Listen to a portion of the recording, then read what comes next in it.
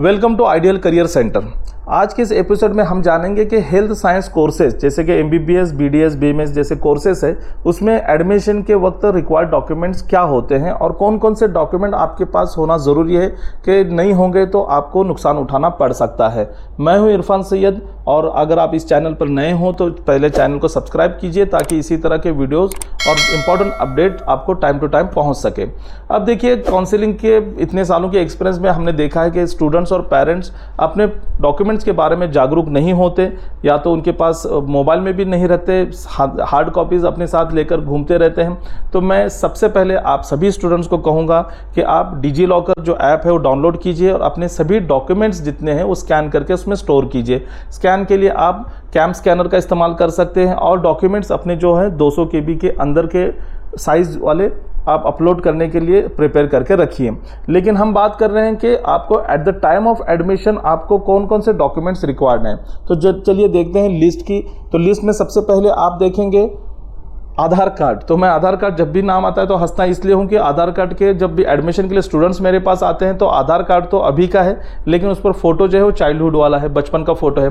तो आधार कार्ड हमेशा 5 साल और 15 साल के वक्त में बायोमेट्रिक चेंजेस होते हैं तो आपने उसको अपडेट करना होता है। डेट ऑफ बर्थ आपकी कंप्लीट नहीं होती। आधार कार्ड बैंक से लिंक होना भी ज़रूरी है। आधार कार्ड आपका मोबाइल से भी लिंक होना ज़रूरी है। तो आधार कार्ड ये सबसे इम्पॉर्टेंट डॉक्यूमेंट है। उसके बाद में आता है कि पासपोर्ट साइज़ फ़ोटो जो नीट के एग्ज़ाम के वक्त जो आपने अपलोड किए थे या फिर रजिस्ट्रेशन के वक्त जो अपलोड किए, तो 8-10 फ़ोटोज़ हमेशा अपने साथ रखिए क्योंकि एडमिशन के वक्त फ़ोटोज़ रिक्वायर्ड होते हैं और उस आप जिस कॉलेज को जाते हैं वो कॉलेज आउटसाइड सिटी होता है, फिर फ़ोटोज़ के लिए आपको भागदौड़ करना पड़ती है। जो इतने भी एक्सपीरियंस आए हैं उस हिसाब से मैं आपको बता रहा हूँ कि फ़ोटोज़ अपने साथ में रखिए।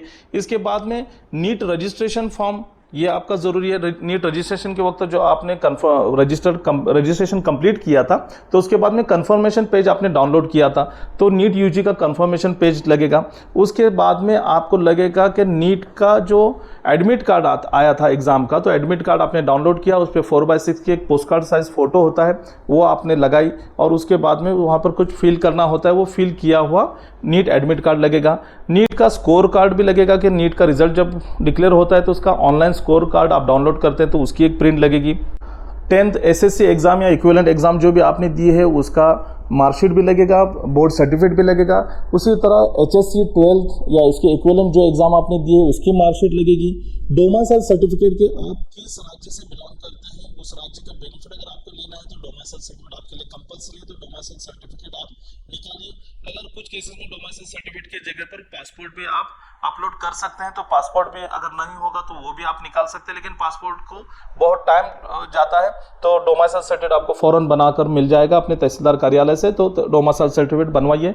इसके बाद आता है लिविंग सर्टिफिकेट या फिर ट्रांसफ़र सर्टिफिकेट। जो आप 12th के एग्ज़ाम आपने जहाँ से दिए उस कॉलेज से आप ट्रांसफ़र सर्टिफिकेट लीजिए, लिविंग सर्टिफिकेट लीजिए। एक केस मेरे पास लास्ट ईयर थी कि जिसमें एडमिशन के लिए आए हैं, रजिस्ट्रेशन के लिए आए हैं, काउंसलिंग स्टार्ट हो चुकी है और अभी तक उन्होंने स्कूल से मतलब कॉलेज से लिविंग सर्टिफिकेट भी नहीं लाया और न मार्कशीट लेकर आए, बस ऑनलाइन का जो था मार्क्स स्कोर वही लेकर आए। तो ऐसे न कीजिए, अभी से अपने डॉक्यूमेंट को प्रिपेयर करके रखिए। फिटनेस सर्टिफिकेट एक होता है जो एक फॉर्मेट होता है, ये फॉर्मेट आप देख सकते हैं। इस फॉर्मेट को आपने फिलअप करना है, किसी भी रजिस्टर्ड डॉक्टर प्रैक्टिशनर डॉक्टर से आपने साइन और स्टैंप लेना है, चेकअप करके वो दे देते हैं। तो ये आपको लास्ट में लगेगा लेकिन फिलहाल उसको लिस्ट में मैंने जोड़ दिया है। गैप सर्टिफिकेट, अगर आपने गैप लिया है, मान लीजिए कि आप रिपीटर है, आपने पहले नीट एग्ज़ाम दी लेकिन स्कोर कम हुआ तो आपने स्कोर अपग्रेड करने के लिए फिर से एग्ज़ाम दे रहे और ऐसे वक्त में आपका 1 साल गैप हो चुका है, कभी कभी 2 साल गैप होता है, तो 100 रुपीज़ के स्टैम्प पर इस तरह से आपने गैप सर्टिफिकेट का एफिडेविट बनवाना होता है। तो ये नमूना आप देख लीजिए। अगर आपको चाहिए तो आप हमारे जो फ्री हेल्पलाइन नंबर है, हेल्पलाइन नंबर पे सिर्फ आप गैप सर्टिफिकेट डेमो अगर लिख कर देंगे तो आपको व्हाट्सएप पर हम प्रोवाइड करेंगे। स्टूडेंट्स का वोटर आईडी कार्ड भी लगता है मेडिकल काउंसलिंग में एडमिशन के वक्त में, तो बहुत सारे स्टूडेंट्स का होता नहीं है क्योंकि अभी तक 18 साल भी कंप्लीट नहीं हुए। तो उसके लिए जिन स्टूडेंट्स का 18 साल कंप्लीट हुआ होगा तो उनका स्कोर वोटर आईडी कार्ड या फिर एनएचएस सी करके एक होता है, वो आपने प्रोवाइड करना पड़ता है जिनका 18 साल कंप्लीट हो चुके हैं। माइग्रेशन सर्टिफिकेट, अगर आप दूसरे स्टेट से आ रहे हैं तो वहां पर आपको माइग्रेशन सर्टिफिकेट लगेगा, एक स्टेट से दूसरे स्टेट में अगर आप जाते हैं। और कभी कभार डीम्ड यूनिवर्सिटी में भी अगर आप जाते हैं तो भी माइग्रेशन सर्टिफिकेट का डिमांड किया जाता है। माइग्रेशन सर्टिफिकेट किस तरह से बनवाना होता है, किस साइट से आपको रजिस्ट्रेशन करना होता है, इसके लिए एक अलग से वीडियो मैं बनवाकर आपको ग्रुप पर शेयर कर दूंगा, इस चैनल पर शेयर कर दूंगा। आप उसके हिसाब से माइग्रेशन सर्टिफिकेट बनवाएंगे अगर आपको जरूरत हो तो। ऑल इंडिया कोटा का रजिस्ट्रेशन होता है, उसी तरह आपके स्टेट का भी रजिस्ट्रेशन होता है। स्टेट काउंसलिंग अलग से होती है। तो स्टेट काउंसलिंग के लिए जब आप रजिस्टर करते हैं तो उसका एक रजिस्ट्रेशन फॉर्म होता है, वो भी फॉर्म, एप्लीकेशन फॉर्म आपको बाद में हर स्टेप पर रिक्वायर्ड रहे। कॉलेज का जो सीट अलॉटमेंट लेटर होता है जो आपको वेबसाइट पर ही आता है, जब फिर ऑल इंडिया काउंसलिंग हो या स्टेट काउंसलिंग हो, तो अलॉटमेंट लेटर आपने डाउनलोड करके ही फिर एडमिशन के वक्त सभी डॉक्यूमेंट के साथ में वो डॉक्यूमेंट भी अपने साथ में ले जाना होता है। उस पर आपकी साइन भी होती है।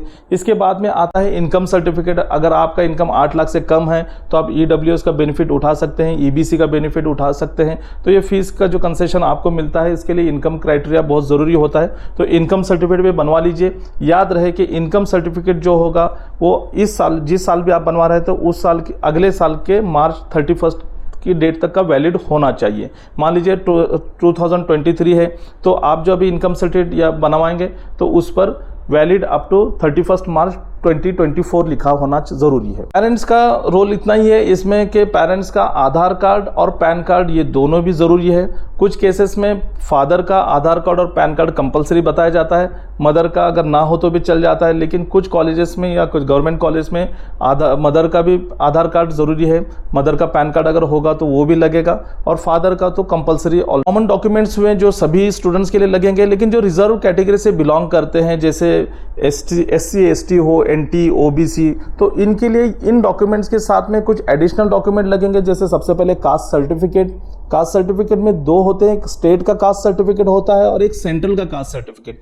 तो जहां पर भी central caste certificate, central EWS certificate का जिक्र आता है तो वो सिर्फ और सिर्फ ऑल इंडिया कोटा का जो काउंसलिंग होता है, एडमिशन प्रोसेस होती है, उसके लिए लगेगा। आपको स्टेट काउंसलिंग के लिए स्टेट का ही कास्ट सर्टिफिकेट चल जाएगा। तो कास्ट सर्टिफिकेट सबसे पहले, उसके बाद में आता है कास्ट वैलिडिटी। जैसे महाराष्ट्र में कास्ट वैलिडिटी कंपलसरी है प्रोफेशनल कोर्सेज के लिए, और कास्ट वैलिडिटी जो होती है वो SC ST के लिए नहीं होती। OBC NT VJ ये जो कास्ट, अदर कास्ट होते हैं, उनके लिए कास्ट वैलिडिटी बहुत ज़रूरी है। बाद में आता है non criminal certificate. Non criminal certificate ये दर्शाता है कि आप उस कास्ट से बिलोंग करते हैं और आपका इनकम 8 लाख से कम है, तो 8 लाख से कम इनकम के लिए नॉन क्रिमिनल सर्टिफिकेट मिलता है। उस नॉन क्रिमिनल सर्टिफिकेट भी SC और ST के लिए ज़रूरी नहीं है, सिर्फ OBC NT मतलब SC ST छोड़ के जितने भी रिजर्व कैटेगरी है उनके लिए नॉन क्रिमिनल सर्टिफिकेट ज़रूरी है। SC और ST कास्ट का लिए जो सर्टिफिकेट प्रोवाइड किया जाता है वो लॉन्ग लाइफ होता है, तो वो सेंट्रल के लिए, सेंट्रल काउंसलिंग के लिए भी चल जाता है और स्टेट काउंसलिंग के लिए भी वही रिक्वायर्ड रहेगा। लेकिन OBC के लिए आपको ऑल इंडिया कोटा में अगर एडमिशन लेना है, OBC का बेनिफिट उठाना है, उस कैटेगरी का बेनिफिट उठाना है, तो आपको सेंट्रल का OBC सर्टिफिकेट आपको रिक्वायर्ड रहेगा। ये जितने भी डॉक्यूमेंट है, जैसे कास्ट सर्टिफिकेट हुआ या फिर नॉन क्रिमिनल सर्टिफिकेट हुआ, उसी तरह इनकम सर्टिफिकेट वगैरह, सब ये चीज़ें 1 अप्रैल 2022 के बाद की बनी हुई होनी चाहिए, उसके पहले की नहीं चलेगी। इनकम सर्टिफिकेट 2023 का होना चाहिए, लेकिन caste certificate, non criminal certificate 1 अप्रैल 2022 के बाद के बने हुए होने चाहिए। लेकिन SC ST कास्ट के लिए पुराना कास्ट सर्टिफिकेट भी चलेगा, उनके लिए वो सहूलत दी गई है, क्योंकि उनका जो कास्ट सर्टिफिकेट होता है लाइफ लॉन्ग होता है, उसकी कोई वैलिडिटी नहीं। EWS कैटेगरी का जो बेनिफिट उठाना चाहते हैं या फिर जो EWS कैटेगरी से बिलोंग करते हैं, जिनका इनकम 8 लाख से कम है, या फिर EWS कैटेगरी में जो बाकी नॉर्म्स पे भी खरे उतरते हैं, तो EWS सर्टिफिकेट जो आप बनवाते हैं वो 1 अप्रैल 2022 के बाद का होना चाहिए। 1 अप्रैल 2023 के बाद का भी चल जाएगा, 1 अप्रैल 2022 के पहले का नहीं चलेगा। First thing. Second, EWS certificate में भी सेंट्रल का EWS सर्टिफिकेट और महाराष्ट्र स्टेट का EWS सर्टिफिकेट अलग अलग होता है।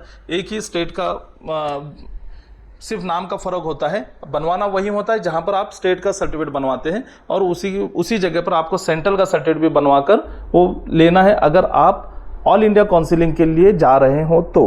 अदरवाइज अगर आप सिर्फ स्टेट काउंसिलिंग कर रहे हो तो स्टेट काउंसिलिंग के लिए सिर्फ स्टेट का जो EWS सर्टिफिकेट आप लेंगे वही होगा, वो भी 1 अप्रैल 2022 का होना ज़रूरी है।